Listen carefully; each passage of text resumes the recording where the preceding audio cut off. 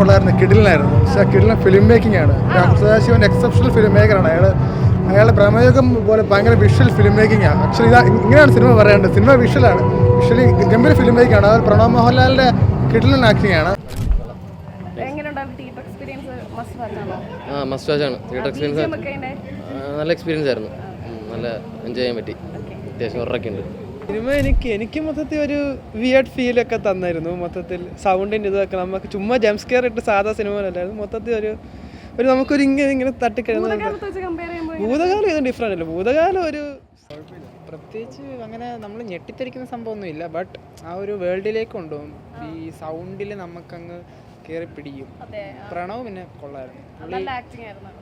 പുള്ളിയുടെ ഇത്രയും നാൾ വന്നതിൽ വെച്ച് ബെസ്റ്റ്. മസ്റ്റ് വാച്ച് ആണ്. തിയേറ്റർ എക്സ്പീരിയൻസ് നല്ല എക്സ്പീരിയൻസ് ആയിരുന്നു.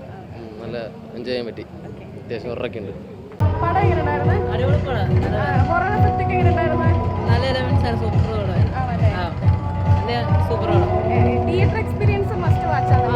നല്ലതായിട്ട് പേടിക്കാനുണ്ട്. പിന്നെ ക്ലൈമാക്സ് ഒക്കെ അടിപൊളിയായിരുന്നു.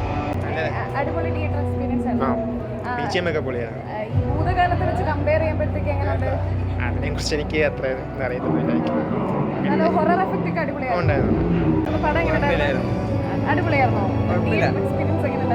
സൗണ്ടൊക്കെ നൈസാണ്.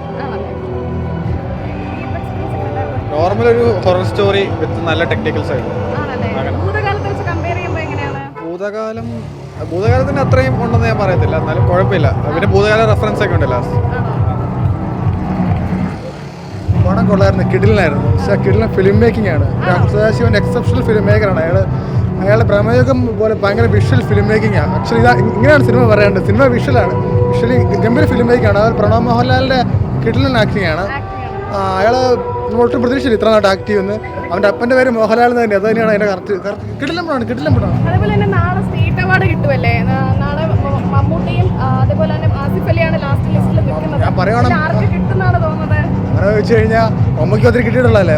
ആസിഫലി കൊടുക്കട്ടെ. ആസിഫലി ആ സിനിമയിൽ ഗംഭീര ആക്ടിംഗ് ആയിരുന്നു. ആക്ച്വലി കൃഷ്ണകാന്തത്തിൽ ആസിഫിൻ്റെ ബെസ്റ്റ് ആക്ടിംഗ് ആയിരുന്നു. പുള്ളിക്കാൻ കിട്ടട്ടെ ഞാൻ ആഗ്രഹിക്കുന്നു. സിനിമ എനിക്ക് മൊത്തത്തിൽ ഒരു വിയർഡ് ഫീലൊക്കെ തന്നായിരുന്നു. മൊത്തത്തിൽ സൗണ്ടിൻ്റെ ഇതൊക്കെ നമുക്ക് ചുമ്മാ ജംപ് സ്കെയർ ഇട്ട് സാധാ സിനിമ അല്ലായിരുന്നു. മൊത്തത്തിൽ ഒരു നമുക്കൊരു ഇങ്ങനെ തട്ടിക്കഴിഞ്ഞ ഭൂതകാലം ഇത് ഡിഫറെൻ്റ് അല്ല. ഭൂതകാലം ഒരു സ്കെയറി മൂവി അല്ലല്ലോ, ഒരു വേറൊരു വൈബാണ്. ഭൂതകാലം വെച്ചല്ലോ. ഭൂതകാലം വെച്ച് എനിക്ക് ഭൂതകാലം ഇഷ്ടം. ഭൂതകാലം ഇത് വേറൊരു അത്രയില്ല. ഹൊറർ ഫിറ്റ് നമുക്കിങ്ങനെ കണ്ടു കഴിഞ്ഞിട്ട് നമുക്കൊരു പ്രസൻസ് ഫീൽ ചെയ്യുന്ന പോലത്തെ ഒരു സാധനം എനിക്കങ്ങനെ തോന്നി. ശരിയാണ്. പിന്നെ നാളെ സ്റ്റേറ്റ് അവാർഡ് കിട്ടാൻ പോവല്ലേ മമ്മൂട്ടിക്കും എന്താ ആസിഫ് അലിക്കാണ് ലാസ്റ്റ് ലിസ്റ്റിൽ വന്നിരിക്കുന്നത്, ഫൈനൽ ലിസ്റ്റില്. എന്റെ ആഗ്രഹം പറയണോ അതോ സാധ്യത പറയണോ? രണ്ടും പറഞ്ഞോ.